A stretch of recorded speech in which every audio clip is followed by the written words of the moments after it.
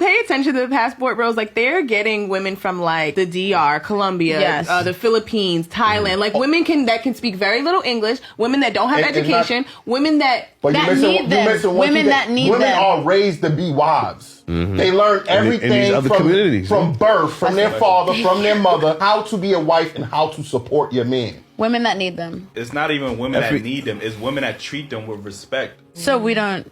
Y'all know y'all don't. Stop yourself. That's not true. What are those women like? Well, for one, they're not loud. They're not obnoxious. They don't interrupt. They don't interject. They just have more feminine. They'll without you asking, they'll like clean the place up. They have less, less bodies, and like let's say for example, they're dating one person. They don't go to the next person. Okay, let me see what he's like. Or he's like. They embrace their femininity. Yeah, they one person at a time. They take great care in appearing a certain way. Making sure that their appearances are up to par. When they're another big thing I notice is if like you bring them in public, they don't talk when you're with other guys. They'll be quiet. They don't really speak unless they're spoken to because they don't want to embarrass you. So just like little things like that like American girls really like don't do. I try to. But back to the passport bros are the brave men who travel overseas to find wives who are more feminine than the ones they might find in the United States. This term refers to men leveraging their financial status and using their passport and green card as a means to attract foreign women.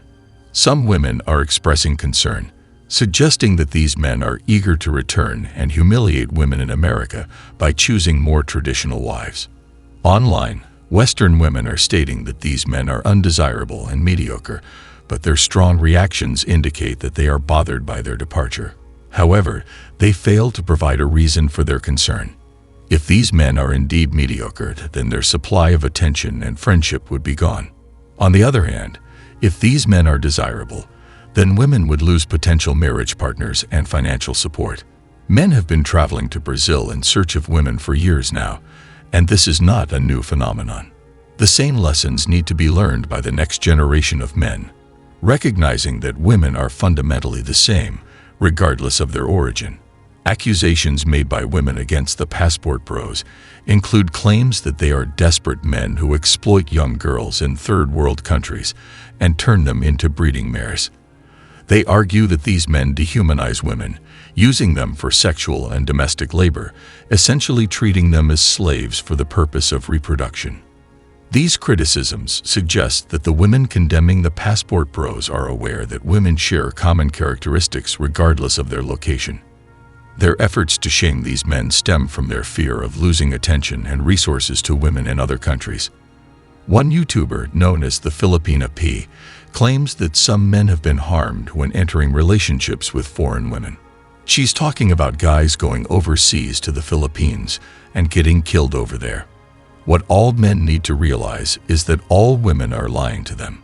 What really makes me laugh is that the women that are looking for a good argument to get the passport bras to stop should actually open with this. There are lots of scammers out there that are preying on their hopes and dreams of finding a traditional life. Instead, you can't tell the critics are irrational because they instantly bring out the shaming language, saying these men are pedophiles that want women to abuse, that men are going overseas so they can treat women like doormats. They aren't thinking through their arguments very carefully, but these women are getting emotional, and their first instinct is to bring out the shaming language.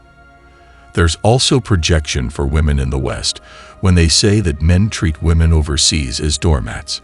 What's really happening is the Western women are treating men like doormats instead.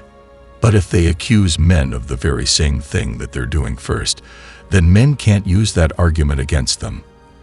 That's their basic NPC response. I'm tired of women using the same tired old arguments. It's usually those that are slimy and disgusting and in middle age. They're oftentimes unattractive and angry women in their 30s and 40s. They're also shaming the foreign women that the passport bras want and shaming American men because they won't actually date fat American women. They're trying to change men's preferences from skinny and feminine to fat and masculine. What they don't seem to realize is that opposites attract.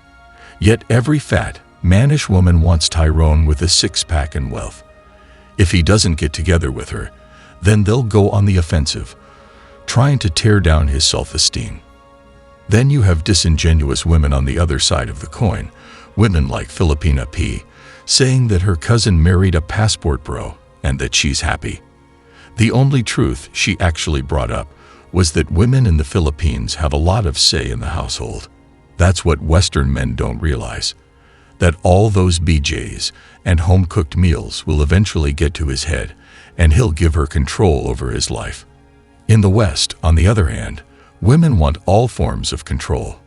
At least the women in the rest of the world sort of share power with men, or at least make men feel like they have power. I don't blame men for going overseas because they're weary of the control that women have over them.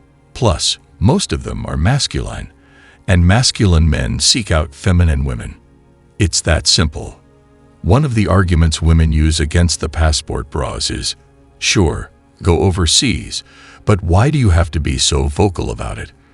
Besides the obvious, that some of them are actually passport roaches selling foreign women to buyers for 2-week-long girlfriend experiences. They want men to shut up about it. But why? Well, because if the trend grows and women have fewer men to pick from, they'll probably be left all alone. They also use arguments like women overseas don't like American men. Clearly, that's just more damage control. One woman mentioned that the men going overseas are losers and the women they're meeting just want their money. Of course they do. It's all about traditionalism. But also remember this, the guys going overseas have money. Otherwise, they wouldn't be able to afford those plane tickets. And that's money that many of these Western women want to get their hands on. In traditional countries, the gender roles are also more rigid, and men like this.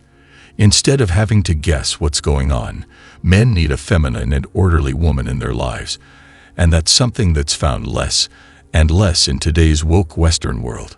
Yes, geomaxing is a good strategy if you want a more attractive, more domesticated woman that'll cook and clean for you.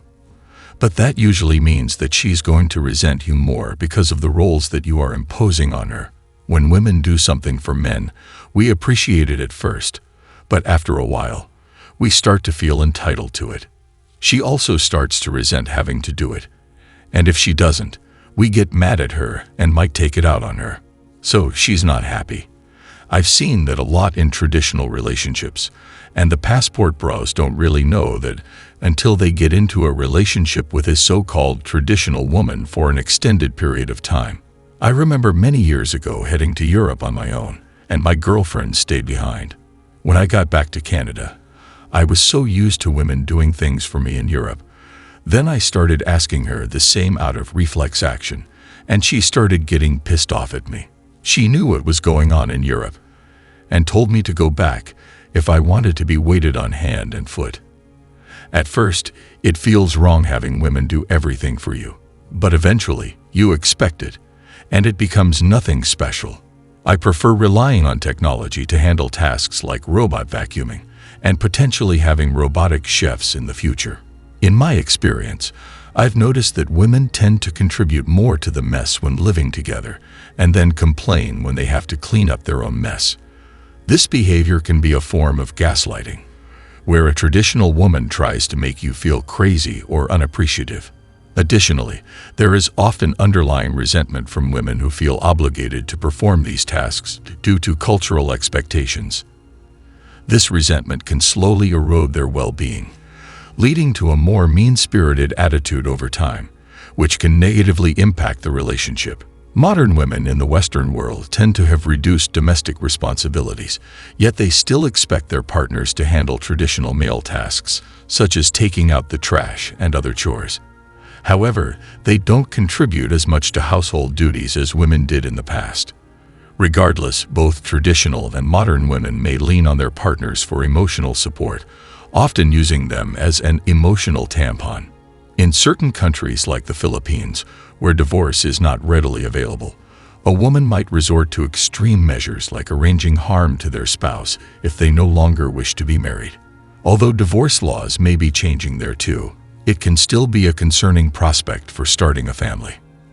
There is a belief that children born in the Philippines may experience stunted growth. These are the reasons both modern and traditional women are not worth it. It is better to avoid women completely. Remember, A red pill a day keeps the angry Western women that are too lazy to cook for their own men upset when their men travel to the other side of the world for a home-cooked meal.